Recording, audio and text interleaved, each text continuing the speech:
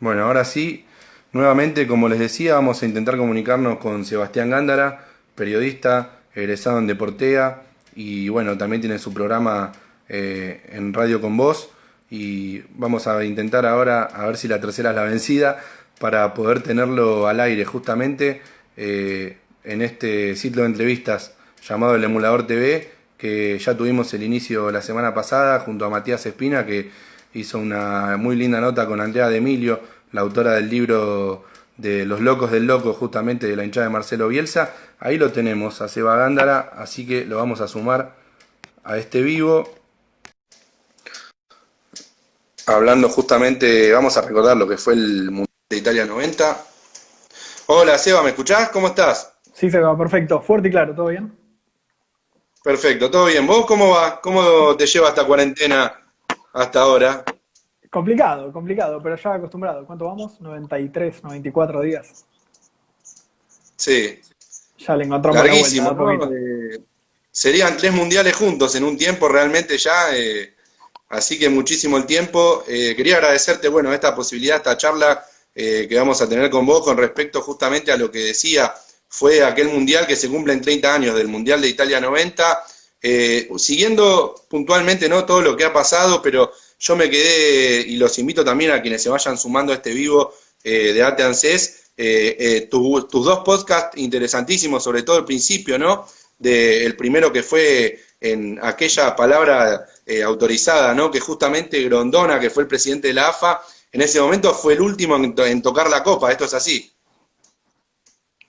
Exactamente, exactamente. Pensá que el presidente de la asociación campeona, en la última en ganar el título, tiene que entregar a la federación cuál es el trofeo, lo más importante, ¿no? Que uno tiene. Y definitivamente transformó a Grondón en el último argentino campeón y el último argentino en tocar la copa, porque viajó hacia diciembre de 1989 a Italia, al aeropuerto de Fiumicino, y ahí le entregó la copa al presidente de la Federación Italiana de Fútbol, que es quien se tenía que hacer cargo del trofeo hasta que se haga el sorteo en primer lugar y después hasta que se realice la Copa en Italia. Así que sí, fue Grondona, el último argentino en tocarla. Uno pensaría que habría sido Maradona, que habría sido algún jugador, pero no. Siempre ese último gran detalle lo tiene a un dirigente, en este caso fue Julio Humberto Grondona, que se hizo cargo de la Copa, se la cargó encima, se subió a un avión de Alitalia y la llevó para allá para terminar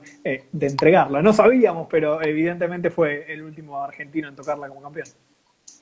Ese fue el dato en aquel momento y bueno, bien como decías vos y contás en ese podcast justamente, después vino la época del sorteo, ya más avanzado en el tiempo, por supuesto, siempre viene siendo así y bueno, realmente fue Grondona aquel que después fue vicepresidente de FIFA, ¿no? En ese momento, por ejemplo, Blatter era secretario de la FIFA. Claro, el presidente era Belange y Blatter era secretario. Tanto es así que siempre el dirigente que se hace cargo del sorteo es el secretario de la FIFA. En aquel momento era Joseph Blatter. No sabíamos tampoco, pero iba a terminar siendo presidente de la Federación Internacional de Fútbol Asociado. En aquel momento fue, si querés, el director de orquesta Claro. de ese sorteo. Un sorteo maravilloso por todo lo que tuvo alrededor, por los personajes que participaron y demás, y que la verdad que lo tuvo Blatter en una posición distinta a la que uno se imagina o a la que uno conoce del expresidente ahora de la FIFA, porque se lo veía feliz, contento, sonriendo, un director de orquesta prácticamente, y uno lo ve siempre de traje del otro lado del escritorio, generalmente dando noticias, intentando esquivar alguna información, y en ese momento lo teníamos tan resplandeciente, era otro personaje. En aquel momento no sabíamos lo que venía después. Claro, exactamente. Bueno, y después, bueno, en el segundo podcast ya sí interesante, el momento de la inauguración, digamos, ya el sorteo y que se venía la inauguración, ¿no? Que la culpa fue de Sofía Loren, porque nos tocó esa Camerún histórica, que de hecho fue la primera selección africana en llegar a cuartos de final. Por eso Camerún también hizo historia, ¿no? Y justamente quedó como ella, digamos, siempre algo argentino, ¿no? También que podría ser Seba, que siempre en alguna derrota nuestra, en otros mundiales, como por ejemplo aquel recordado del 98 con el cabezazo de Ortega Van der Sar Sí, o otras cuestiones que después fueron dejándonos afuera en los mundiales, que casi siempre el argentino, o muchas veces, más que nada el hincha de su equipo propio, ¿no? le busca la culpa o le echa la culpa o al arbitraje o a otro, y en este caso queda como una ironía, ¿no? Una especie de ironía en ese podcast de Sofía Loren.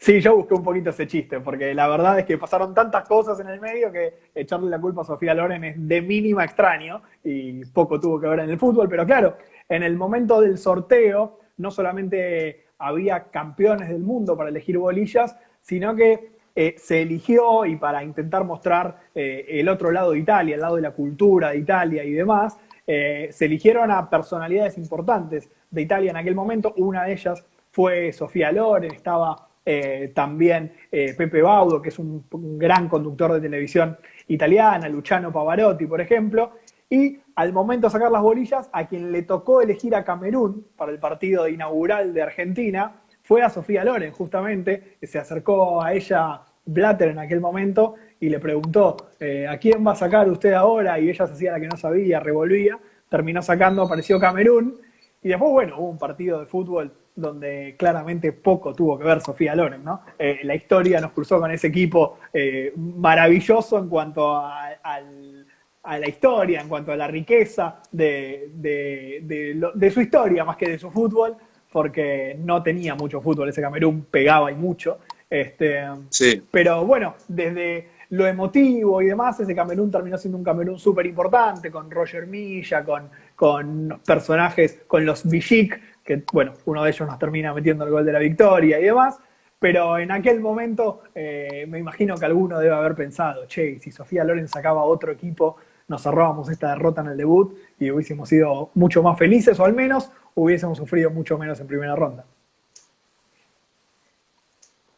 Claro, exactamente. Y justamente hablando del Mundial, ese 8 de junio del 90, que fue el partido inaugural en San Siro, Argentina que pierde con Camerún con el tanto de Oman Bijik, de hecho Camerún con un jugador menos nos gana el partido, claro. Por lo que pegaron muchísimo fue a Diego y a Cani también. Uno recuerda todavía la corrida de Cani con patadas cayéndose, trastabillándose, y después deriva justamente esa cuestión, ¿no? De lo que fue pasando en aquel partido inaugural. Ahora es por la prensa en general, no solo de Argentina, sino de la mayoría de los países. Ese mundial quedó, y también por lo estadístico, ¿no? Por lo numérico, fue un mundial destacado como un mundial de estilo de juego ya distinto, defensivo, en ese aspecto, porque de hecho Italia, por ejemplo, que fue una de las selecciones más sólidas en cuanto a la defensa, justamente, sí. El nombre que nos remarca, ¿no? Lo que serían la históricamente Catenaccio. Claro. Bueno, uno de los equipos a los que menos le convirtieron, prácticamente nada de goles, solamente, bueno, en Argentina fue cuando le convierte ese primer gol a Italia, y fue un mundial reconocido por la prensa internacional, digamos, de ya ese estilo marcado defensivo, ¿no? Recordamos que a Italia también le costó ganarle a Uruguay, que hubo partidos muy cerrados, de hecho, bueno, Alemania empató con Colombia, también cuando claro. Empata sobre el final, como dice el tanto de Freddy Rincón. Fue realmente así, comparándolo también con otros mundiales, vos lo ves como más allá de toda la nostalgia, ¿no? Que tenemos de los futboleros argentinos y todo, de lo que fue el himno de aquel mundial del 90 y todo lo que fue pasando, Argentina-Brasil y demás. ¿Fue ese uno de los mundiales quizás más defensivos? ¿Vos coincidís con eso? Sí, de hecho hay varias notas que se van dando durante el mundial, lo estuve siguiendo muy, muy de cerca. Y durante el propio mundial, en un momento Macaya Márquez le pregunta a Diego, ¿te imaginabas un mundial tan duro, un mundial tan áspero, un mundial, bueno, de esta calidad, ¿no? Porque fue un mundial que, si querés, desde lo futbolístico no tuvo partidos maravillosos, ni mucho menos. Era más parecido a lo que estabas recién describiendo vos. Y Diego decía, sí, me lo imaginaba. En primer lugar, por la locación, por el lugar en el que estamos jugando. Venir a Italia, saber que estamos todos apuntándole a esa Italia que posiblemente es favorito por ser local y por lo que viene generando. Imaginaba un mundial así duro, un mundial donde había que medirse y mucho, un mundial donde todavía se podía pegar y se podía pegar y duro y no pasaba tanto. Después empezó a cambiar cuando llegó Estados Unidos 1994, el mundial de la revolución tecnológica, el mundial de las cámaras, el mundial de el televín, de las repeticiones en slow motion. Ahí cambió el fútbol también. Los árbitros tenían otra perspectiva, tenían otra presión, y el mundial del 90 en más de una cosa fue un mundial que significó un quiebre. Entre otras, en eso, ¿no? En el fútbol distinto, en un fútbol donde todavía valía un poco lo de antes, ¿no?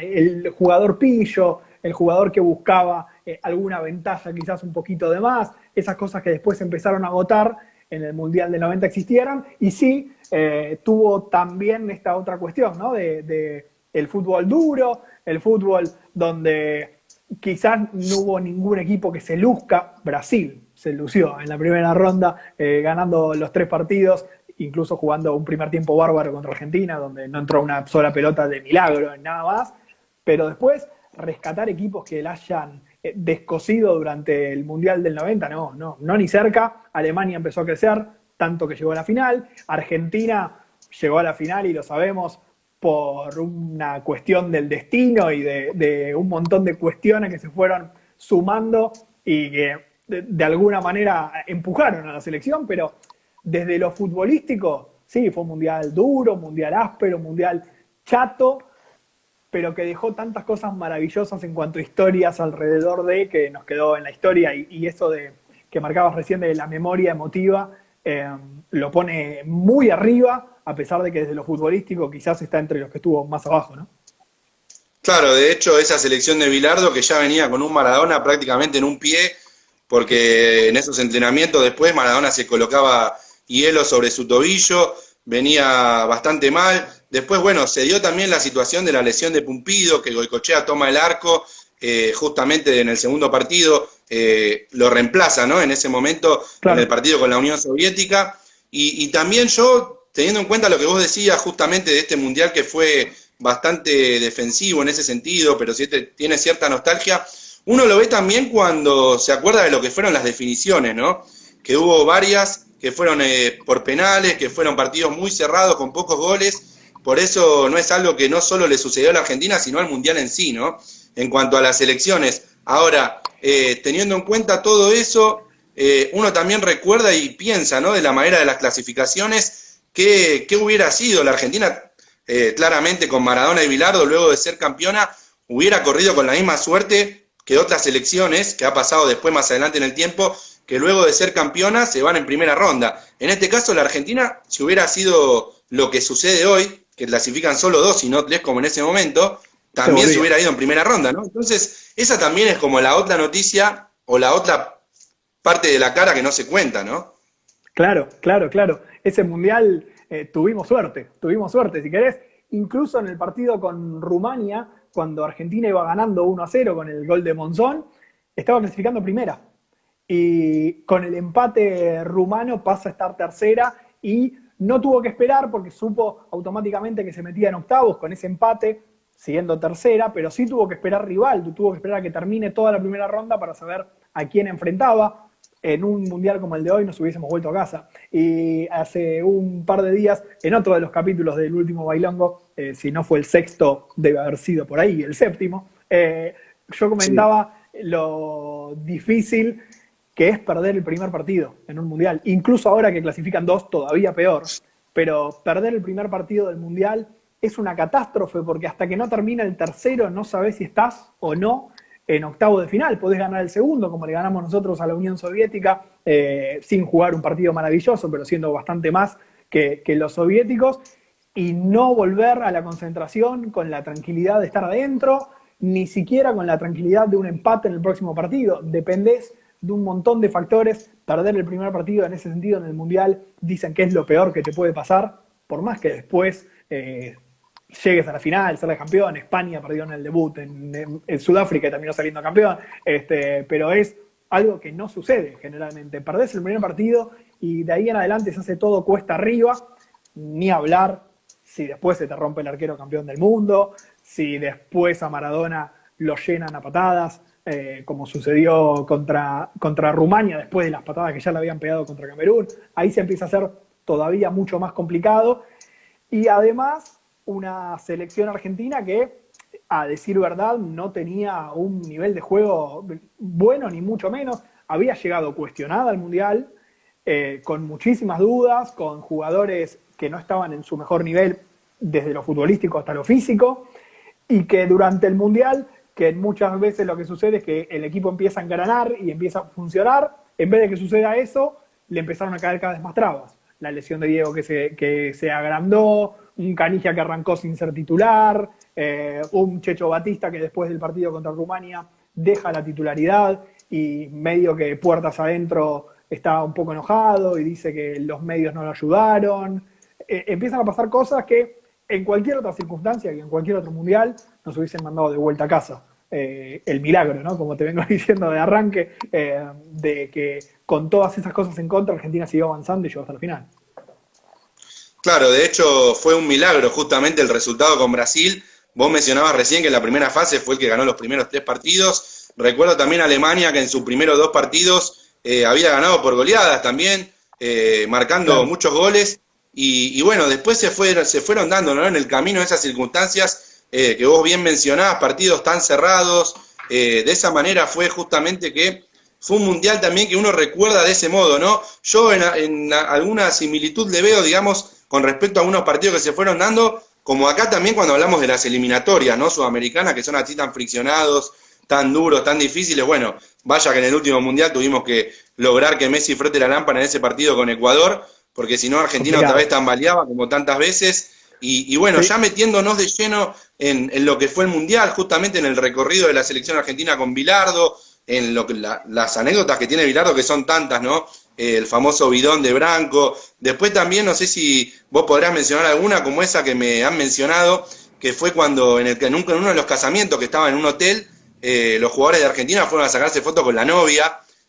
No sé si es una cuestión también, seguro nació de Bilardo, pero después la vamos a ir contando. Y digo, es eso de milagro, ¿no? Es un milagro que haya sucedido eso, de la Argentina con Brasil, que fue el partido claramente donde Brasil fue ampliamente superior, que si no era por los palos y por Goicoechea, la Argentina quedaba eliminada. Y en esa corajeada de Maradona en los últimos minutos, esa jugada para Cani, que después se le dio al arquero, convirtió el gol, a uno le queda todavía ese recuerdo de siempre de Víctor Hugo, ¿no?, en el relato, más allá de lo que fue aquel gol famoso. Y también no nos podemos olvidar que la Unión Soviética justamente le robaron, digamos, le robaron ese partido, recordando esa mano de Maradona también, ¿no? La famosa mano de Dios que fue en el 86, también se repitió en el 90, también esos arbitrajes siempre fueron cuestionables, ¿no?, en esos momentos, en esos tiempos. Ahora uno recuerda entonces todo lo que fue pasando y sobre todo por la situación de Argentina-Brasil, que fue realmente, no sé si vos recordás algún otro partido de otro mundial, sacando la Argentina, pero de otros partidos. Yo quizás recuerdo el partido donde Francia le gana a Brasil 1-0 con gol de Zidane en el 2006, si no me equivoco, que mereció ganar Francia por más goles rápidamente. Fue el mejor partido, yo leo, de la selección francesa en mucho tiempo, pero teniendo en cuenta eso, ¿no?, el resultado y el juego, y bueno, verdaderamente fue algo increíble que Argentina haya podido pasar. Justamente ahora dentro de poco se van a cumplir, el 24 de junio se van a cumplir 30 años de ese partido, y en una fecha singular donde también nació en esa fecha, digamos, no ese año, pero sí una fecha patriótica, digamos, de fútbol argentino, porque tanto Riquelme como Messi cumplen años ese día, ¿no? Y ahora se van a cumplir 30 años. Claro, claro. Sí, sin duda, para mí fue un partido de quiebre en el sentido de que la selección argentina, yo creo que después de ese partido dijo, bueno, si nos salió esta, ya está, tenemos que seguir, tenemos que avanzar, porque claramente tenemos algo que nos está empujando a seguir en esta Copa, porque la verdad es que, al menos después del primer tiempo, es insólito que Argentina no haya recibido un gol, insólito, realmente imposible. Estuve trabajando, no les puedo adelantar demasiado porque se van a enojar en la editorial, pero estamos trabajando en un libro sobre el Mundial 90, va a salir dentro de poquito, y en base a eso estuvimos en contacto con varios futbolistas, y hace un par de meses tuve la posibilidad de hablar con Paulo Silas. Paulo Silas era jugador de la selección de Brasil en ese Mundial 90, y lo primero que le pregunté fue qué pasó en el vestuario cuando terminó el primer tiempo, porque la sensación de lo insólito que se estaba viviendo en ese partido, yo creo que debe haber calado en Brasil, porque es muy difícil jugar un partido con el nivel que estaba jugando Brasil, porque no solamente Argentina estaba evidentemente perdido en el campo de juego, sino que Brasil hacía todo y todo le salía bien, no derraba un pase, todas las pelotas iban redondas a un compañero, todos los centros caían en la cabeza de un brasilero, siempre había tiempo para hacer una jugada de más. Entonces, ¿hasta qué punto no te cala en contra jugar un primer tiempo tan bueno y no encontrar resultados? y lo que me marcaba Silas en aquel momento fue que ellos estaban tranquilos porque entendían que no había forma de que el partido cambie, que más temprano que tarde iba a aparecer el gol, porque Argentina no tenía reacción de ningún tipo y que era imposible, el partido era mucho más fácil de lo que ellos creían, muchísimo más fácil de lo que ellos creían, y que sentían que era imposible no ganarlo. Y yo creo que cuando me contaba esto, dije, bueno, qué suerte que salieron con esa actitud, porque seguramente esa actitud fue la que terminó ayudando a Argentina, ¿no? Un Brasil que, sin estar relajado, se la creyó, y Argentina que en el segundo tiempo empezó a tocar la pelota. Hay una anécdota muy famosa, seguro la conocés, de Bilardo, saliendo después de un entretiempo donde no dijo una sola palabra en el vestuario, ni A le dijo a sus futbolistas que se arreglen entre ellos, que piensen entre ellos, y cuando estaban por salir al segundo tiempo, Bilardo le dijo que los de amarillo eran brasileros, que no le pasen la pelota a los de amarillo. Bueno, una o dos palabras necesitaba Bilardo nada más para espabilar a sus jugadores, ¿no? Claro, en eso sintetizó, digamos, que se dé cuenta que no tenía que jugar para ello, porque parecía, en realidad, por todo lo que había hecho Brasil en ese primer tiempo, y después durante el mismo tiempo también los tiros en los palos, y una de Goicoechea que saca impresionantemente. Recuerdo Tremendo. también después más adelante un tiro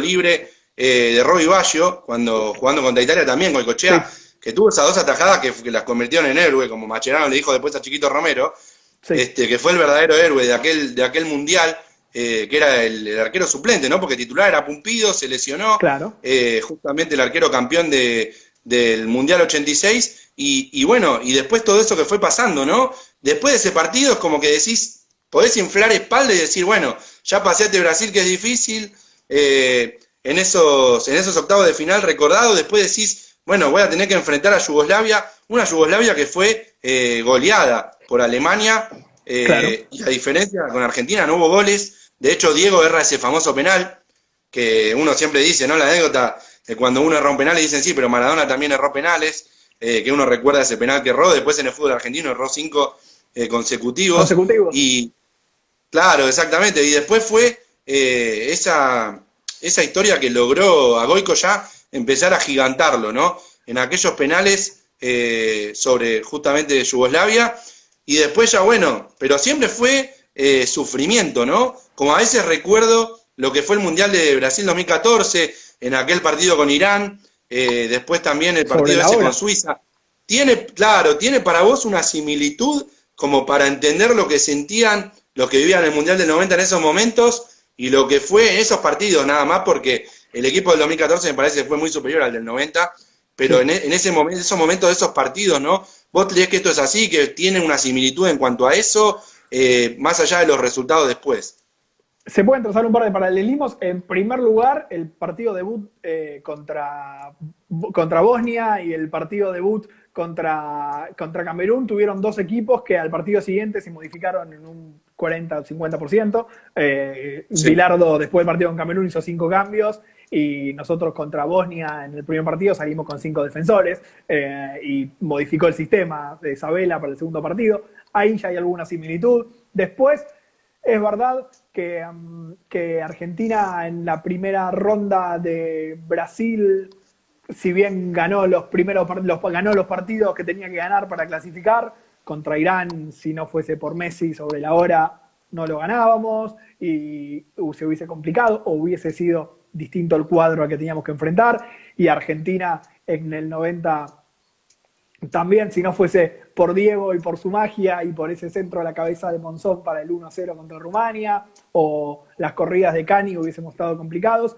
Y en lo que vino después, no sé si un paralelismo, porque me parece que Argentina en el 2014 no dejó de crecer nunca, fue en forma constante hacia arriba. De hecho, estoy convencido que el mejor partido de Argentina fue el único que perdió y fue contra Alemania. Fue el exacto. partido más sólido de la selección.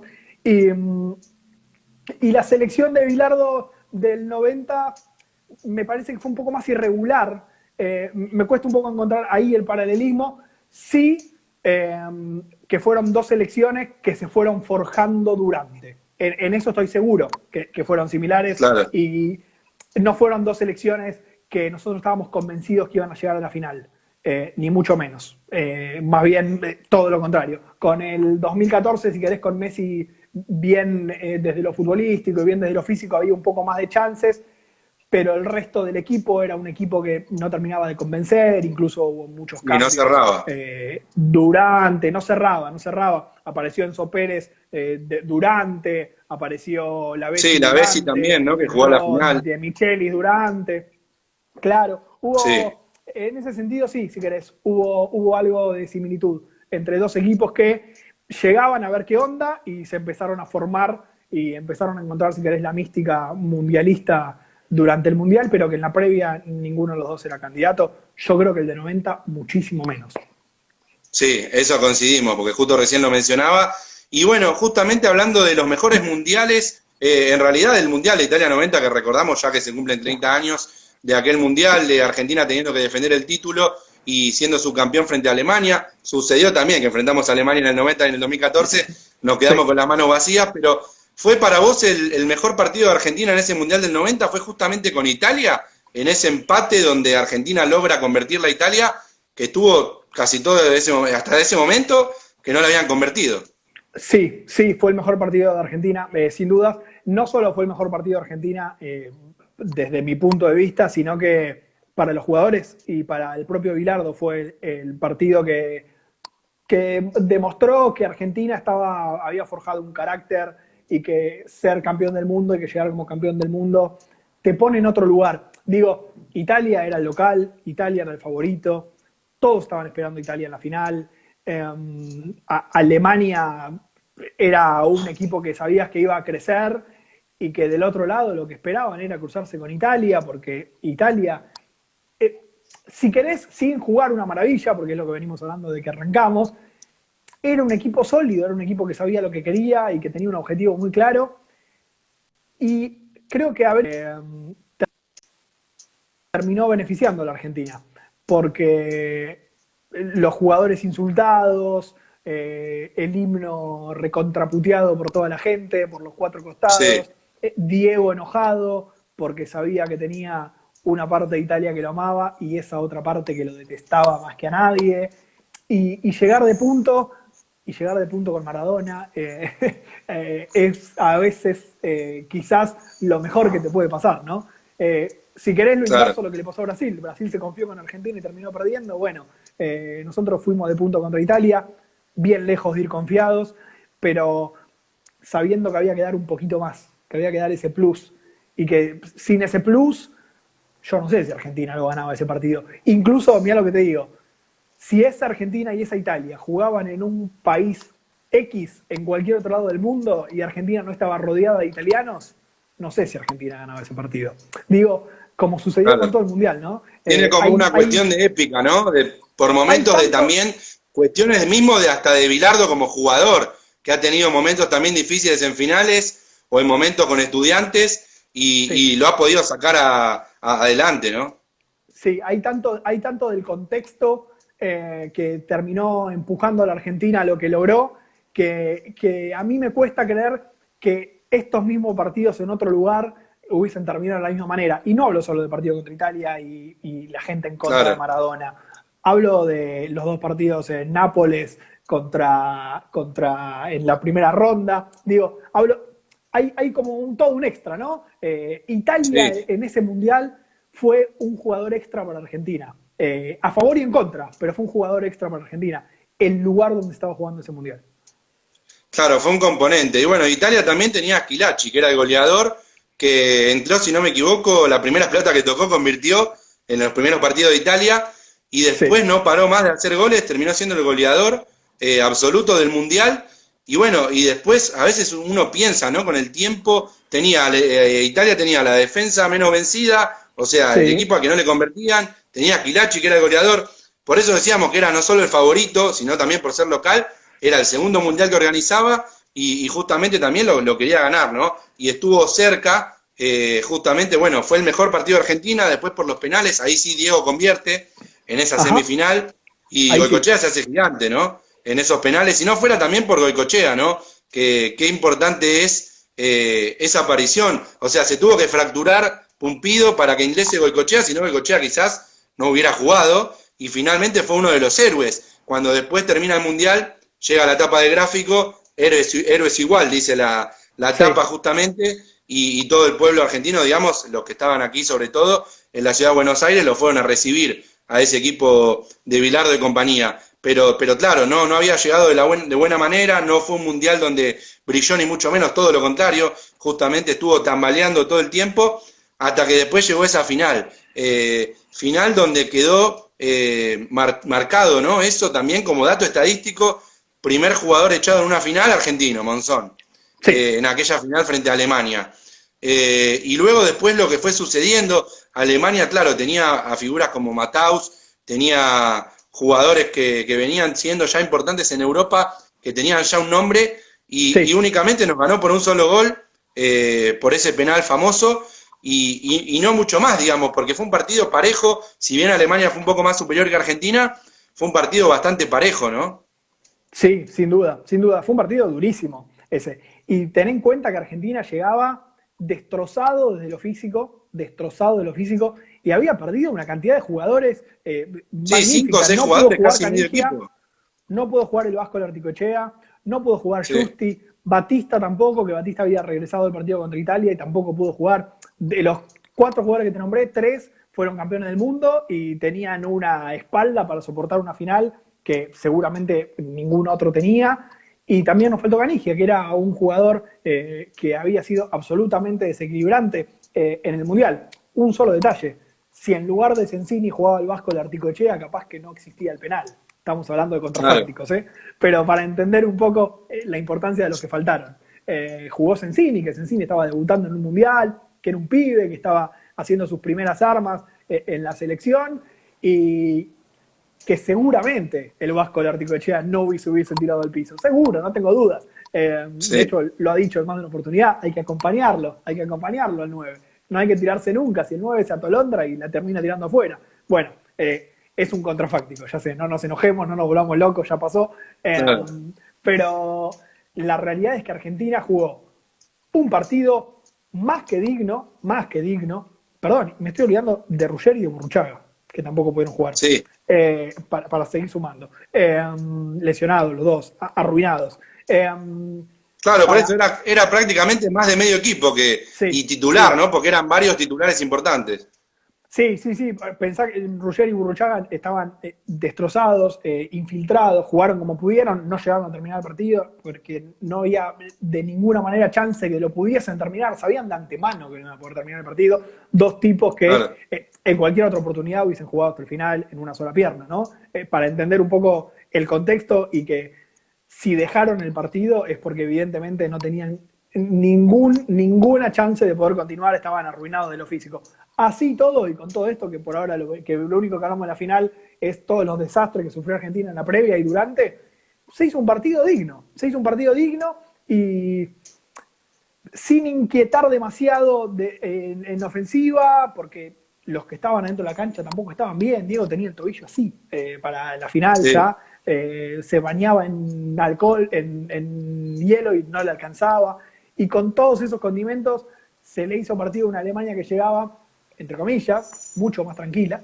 Y lo perdimos por un penal que vio Codesal y que incluso el juez de líneas Pérez Hoyos el día de hoy dice, para mí no fue. Entonces, la sensación de que, bueno, se perdió y se podría haber ganado. No se perdió una final jugando horrible. Alemania no la mereció más que Argentina. Fue una final que debería haber terminado 0-0, como iba a terminar. Claro. Y la tendría que haber ganado alguno como de los también dos. Fue la de 2014, ¿no? Igual. Una final así, idéntica, que fue muy pareja. Ahora fue como una compensación de Codesal, porque si no me equivoco, en el primer tiempo no hay un penal de Goico sobre uno de los jugadores de Alemania, entonces como que compensó, como pasa acá en tantos partidos de fútbol argentino, un penal que no se le da a un equipo y después con el paso del tiempo, como que capaz queda en la cabeza del árbitro, no cobré un penal, bueno, y capaz después en una jugada un poco dudosa, que uno puede pensar que es penal o no, después terminó cobrando la pena máxima. Sí, pasa que ya había echado a Monzón y lo había echado, para mí, a mi humilde criterio, lo había echado mal, entonces yo había compensado. Pero bueno, Claro, puede ser que todavía estaba girando en la cabeza de Codesal que esa falta no debía haber sido y que en realidad al revés, que la otra debería haber sido, entonces claro, que fue acomodó. más penal el primero que el segundo. Pasa que a los 87 minutos. El problema Claro, entre la diferencia entre uno y otro fue que el que terminó cobrando definió la final del Mundial. sí. Está bien, es un árbitro que se equivoca, pasa 1.000.000 de veces. No hay que volverse loco y no hay que pensar todo el tiempo en esa jugada en particular. Me parece todavía más valioso que Argentina haya hecho un partido de la dignidad que hizo, diezmado como estaba. Después, bueno, el penal, Sensini se equivocó, si estaba el Vasco no Sí, pasaba, acá pero son agregan cosas. que dice que no le cobró penal a De Sotti, Es dice verdad, también Fede, eso buen también es verdad. aporte. Eso también es verdad. Hay un penal a favor de Argentina que no cobra tampoco. Estaba parejo Codesal. Hay una cuestión que es importante e interesante ver después y analizando cómo sucedieron las cosas. Codesal había sido árbitro solamente en 2 partidos antes en el Mundial y en los 2 había cobrado penales. Eh, Se sabía que estaba esa chance. Al día de hoy, con el nivel de estudio que se tiene de cada uno de los protagonistas, de los jueces de línea, incluso del cuarto árbitro, para ver cuántos pasitos puede dar más allá de la jaulita que te pintan, yo creo que ningún jugador argentino se hubiese tirado al piso. No estoy echando la culpa a Sensini de que perdimos el Mundial. Claro, Algunos le echan la culpa a Monzón, otros dicen que es Sensini. Yo no le estoy echando la culpa a Sensini, pero digo que en otras circunstancias posiblemente ningún jugador argentino se hubiese tirado a barrer en el último minuto con Codesal como árbitro, porque a Codesal le gustaba mucho cobrar penales. claro, es como que eso en la cabeza del jugador, hoy más que nada con todo el desarrollo de la tecnología, debe jugar mucho más, ¿no? Digamos que esa situación, salvo la salvada de Mascherano con Holanda, que fue realmente porque no fue a tocar al jugador de Holanda, sino que fue a cortar el Sí. tiro de Robben, y bien vos lo marcaste, con Codesal que ya había cobrado 2 penales, que si bien era un árbitro bastante cuestionado, polémico Creo que también, había cobrado, si no me equivoco, cobró uno en el partido de debut, en el primer partido, y después sí, en el siguiente partido cobró 3 penales. O sea, le gustaba cobrar penales en serio. era un árbitro de penales, digamos, sí, Sí, claramente, sí, claro.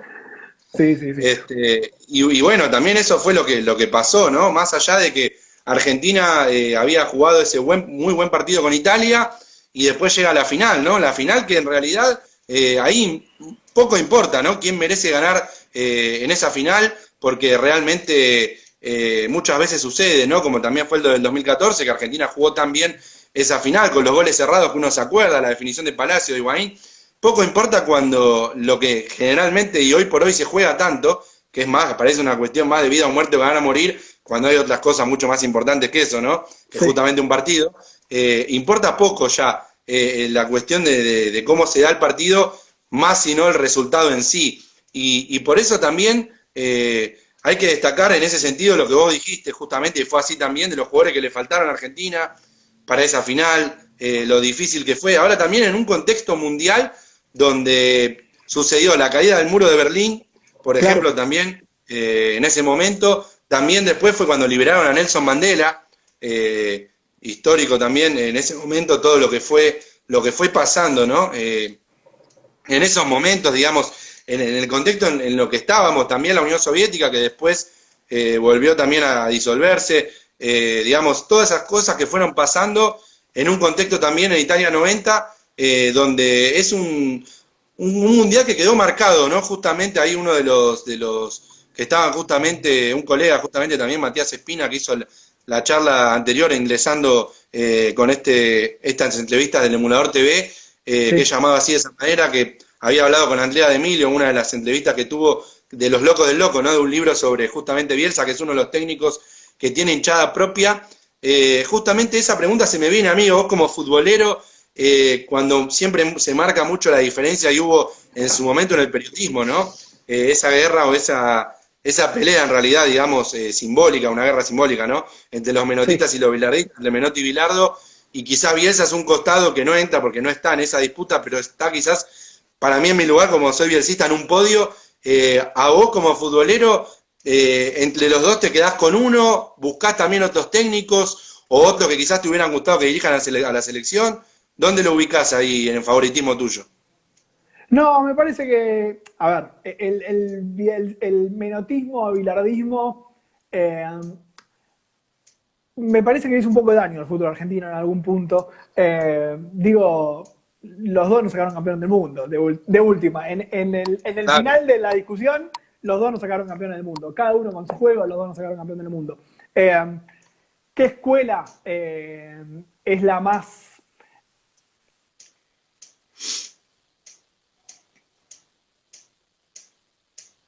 No, entra un llamadito. Entra un decía, llamadito. sí, ¿qué escuela? Digo, ¿qué escuela es la que más se parece a la idiosincrasia argentina? Para mí es una discusión que tampoco hay que dar, porque para mí eso de el fútbol es la vida y la vida como el fútbol es un absurdo total. Claro, ese Entonces, dramatismo que se le pone que no tiene sentido. me parece que lo más importante, y a fin de cuentas, y si querés siendo un poco bilardista, es que con los dos se llegó a Sí. un buen resultado. Es que con los dos se llegó a un buen resultado.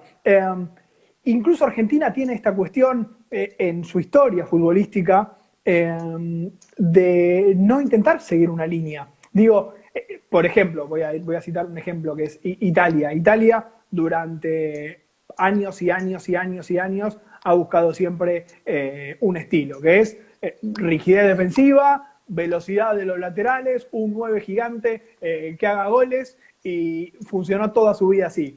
España, de un tiempo a esta parte, decidió dejar de ser la furia y transformarse en un equipo que toca. Pero ese cambio de idiosincrasia fue de un día para el otro y se sigue un foco. Holanda, ni hablar. Brasil, ni hablar.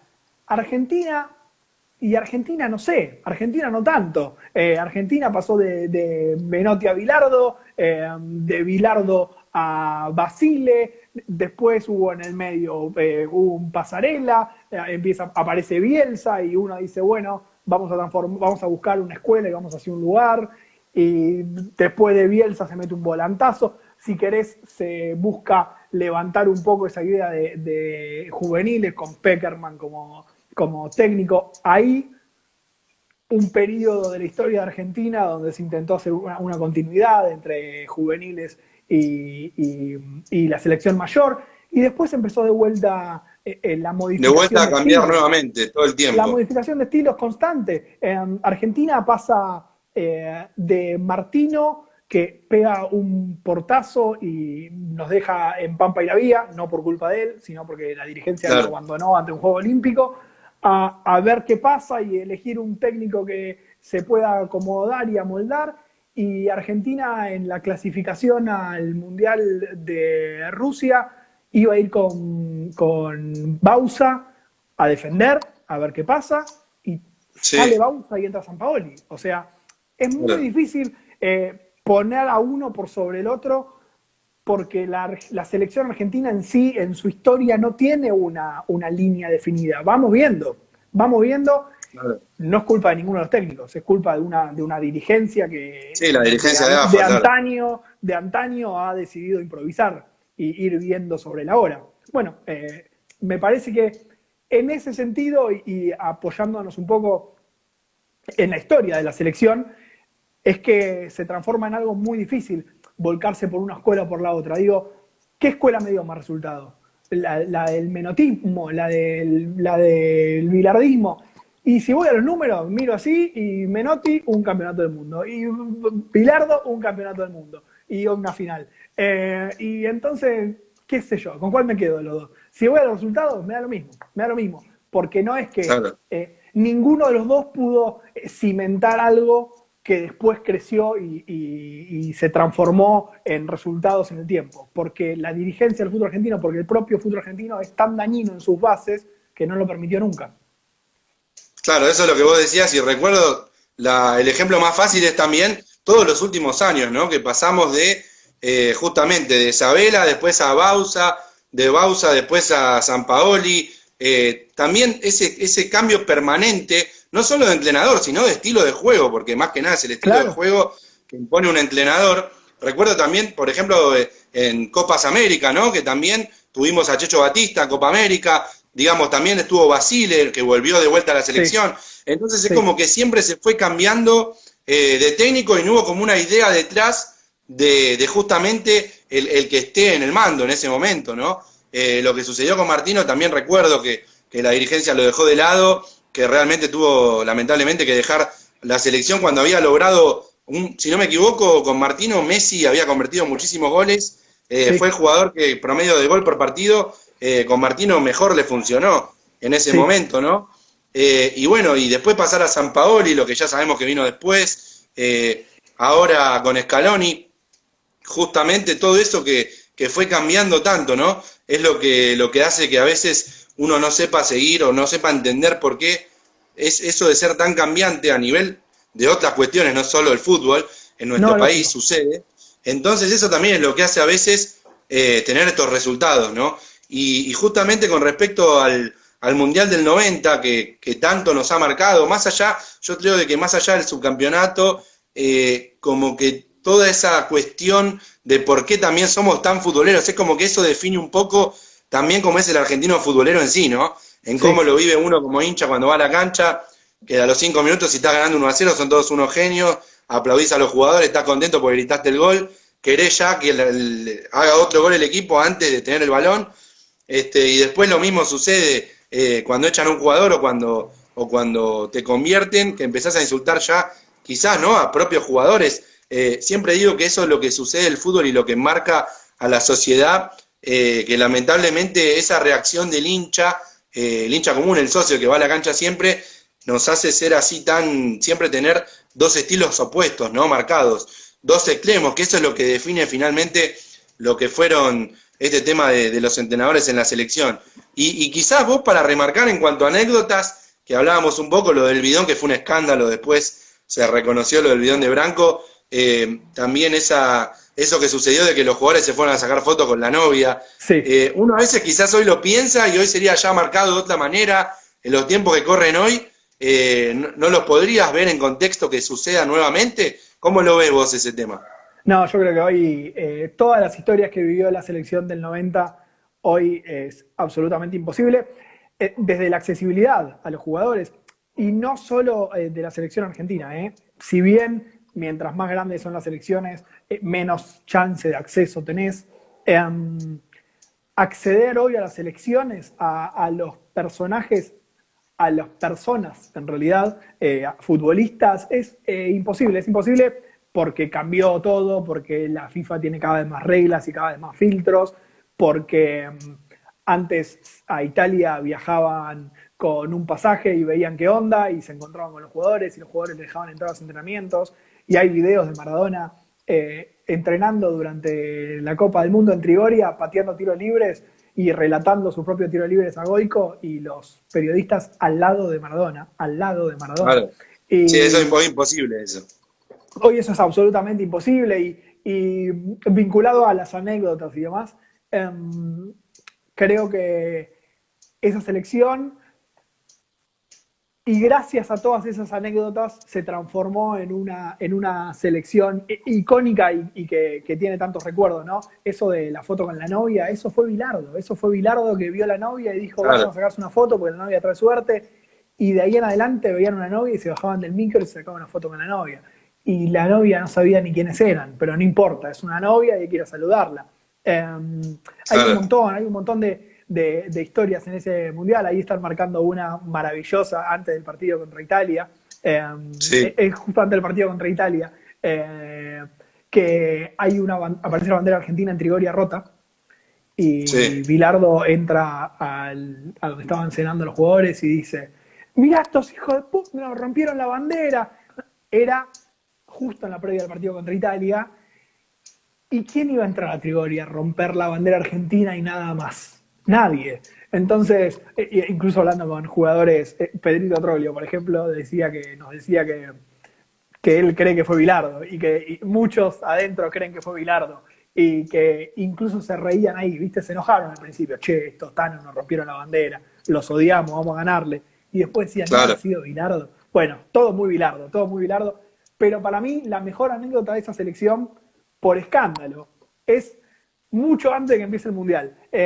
Argentina ese 1990 lo arranca yendo a jugar un amistoso a Francia contra el Mónaco de Ramón Díaz que estaba un pie adentro, un pie afuera de la selección, era la discusión del momento.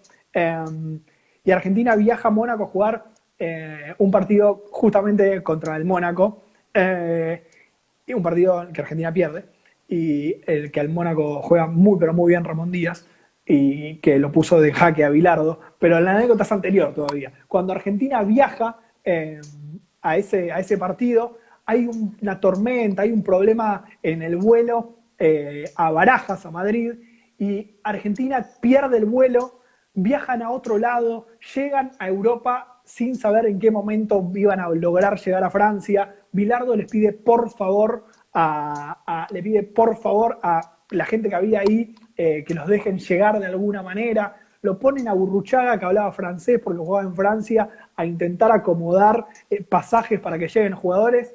Logran llegar a Francia, y cuando llegan a Francia se les rompe el micro. Además de todo lo que le había pasado, se les rompe el micro, y Bilardo los hace bajar, lo cuenta el gráfico en la primera edición del 90, Bilardo los hace bajar del micro a empujar a los jugadores. Y para mí, esa es la mejor anécdota de esa selección, porque si arrancaste el año así, ibas a terminar jugando, y si arrancaste el año así y llegaste al partido igual, con todos esos problemas, ibas a jugar el mundial que jugaste, ibas a llegar a la final con todos los problemas que hubo en el medio. Me parece que el paralelismo entre esa anécdota y lo que sucedió después en el mundial es maravilloso, y por eso para mí es mi anécdota favorita de ese año 1990, ¿no? Sí, es verdad lo que decís. Fue un momento previo justamente, que en la previa también, como sucedió también en el 86, ¿no? Que se criticaba mucho a la selección de Bilardo, que no le gustaba quizás el estilo de juego o algunas cuestiones. Bueno, después por suerte terminó logrando el campeonato del mundo y el subcampeonato en Italia 90. Y también hay otra anécdota que quizás no recuerdo yo, pero sí me han remarcado y ahora lo recuerdo puntual, que es con respecto a los pantalones, a los shorts de la selección, que se le hicieron sacar las 3 tiritas, y después por eso Argentina terminó Rondona, ¿no? Negociando, hablando, terminó jugando con short blanco, si no me equivoco, 3 partidos seguidos, ¿no? Es así. Argentina juega el primer partido habíamos cambiado de marca, dejamos Lecoq, pasamos a Adidas, pantalón negro con las 3 rayas blancas, shortcito clásico de Adidas. Cuando termina el partido, Bilardo se pone a analizar todo lo que pasó entre un partido y otro, y qué cosas arreglar y qué cosas solucionar, y no solamente elige 5 cambios, sino que dice: no podemos jugar con un shortcito con 3 rayas blancas, están todos locos. Salimos campeones con un shortcito negro, no podemos jugar con un shortcito. Claro. Con 3 rayas blancas, mandó a cortarle las líneas a todos los shortcitos. No cambió el pantalón, pero sí le sacó las 3 líneas blancas a todos los shortcitos de la selección. De hecho, si ves las fotos, en el puño del shortcito, donde está cosido, están las 3 rayas blancas, y de ahí para abajo no, porque claro, de ahí no las pudieron sacar porque ya estaban cosidos a... Claro. Ya estaban así, digamos. Ahí está. Hay alguien... No había forma de sacar esas líneas, entonces dejaron esas 3 líneas para, si querés, de alguna manera mostrar que todavía eran Adidas los pantalones, pero el resto del pantalón negro totalmente. Y para el partido con Rumania ya pasamos a jugar con pantalón blanco, porque Rumania no tenía pantalones claros. Rumania tenía pantalón azul y pantalón rojo. Entonces, claro, ahí sí. No se podía jugar con pantalón negro, pasamos a jugar con pantalón blanco, y después, ya que estábamos, los dejamos puestos, porque nos fue más o menos bien. Claro, sí, sí, de esa manera, bueno, hoy sería un escándalo eso, ¿no? En una selección mundial donde un entrenador mande a cortar, de hecho, con lo que hoy también, no solo a nivel clubes, ¿no? Los clubes más grandes de Europa, los que juegan Champions League, también, por supuesto, acá en el continente, digo, la importancia de los sponsors, que tiene tantos sponsors la camiseta muchas veces, que sería un escándalo que directamente sería como una forma de romper contrato, y de hecho se cobraría hasta multa económica. Sería, digamos, un escándalo. Imposible. Pero bueno, fue una de esas de tantas anécdotas de Bilardo que fueron pasando, ¿no? Eso también es lo que deja esa época, ¿no? Del 90, de Bilardo, de la selección argentina. Después ya en el 94 en Estados Unidos ya fue otro mundial, pero la tecnología venía avanzando y ya después ahí se instala directamente con las cámaras, con todo lo que fue pasando, el doping de Diego, ¿no? Todo lo que sabemos que después sucedió.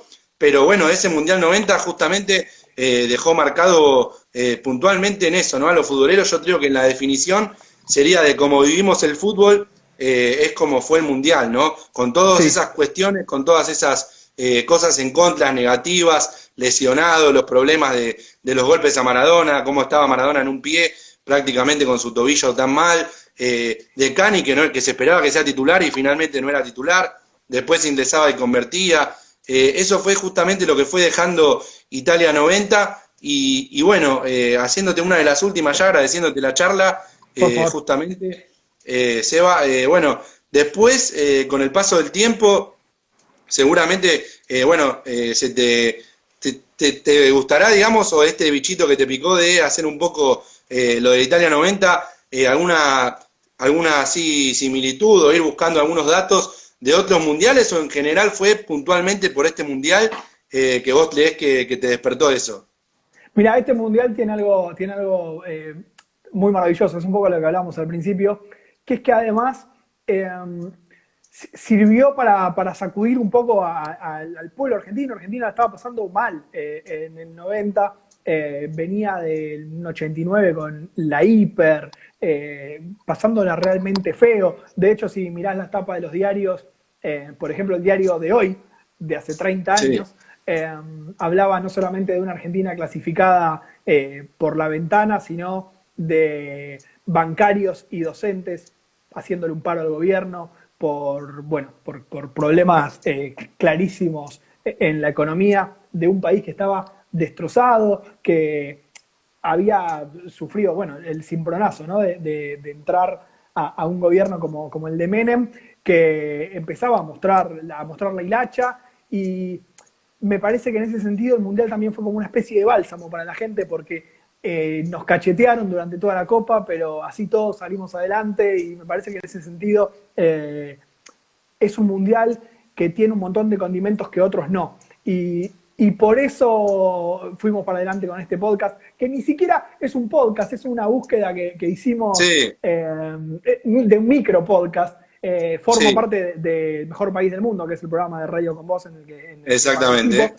Y lo que buscamos fue, de alguna manera, encapsular el concepto de podcast en un contenido que se pueda emitir al aire también, en una radio que se Claro. escucha en todo el país, porque el podcast requiere muchísimo más tiempo y mucho más desarrollo. Queríamos que sonoramente suene a podcast, pero que se pueda escuchar también al aire y poder desdoblarlo, ¿no? Y tener la posibilidad no solo de emitirlo cuando va saliendo al aire, ya van 7 capítulos, sino también después poder colgarlo en Instagram, está en Spotify también.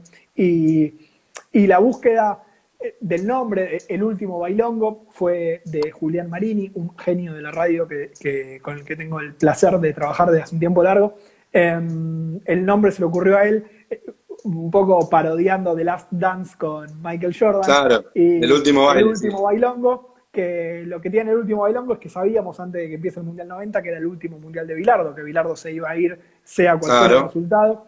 Y no sé si voy a hacer o voy a buscar otro Mundial para hacer algo parecido, porque me parece que este es el Mundial, este fue el último gran Mundial de las historias, y que fíjate Emblemático de todo esto, de las anécdotas.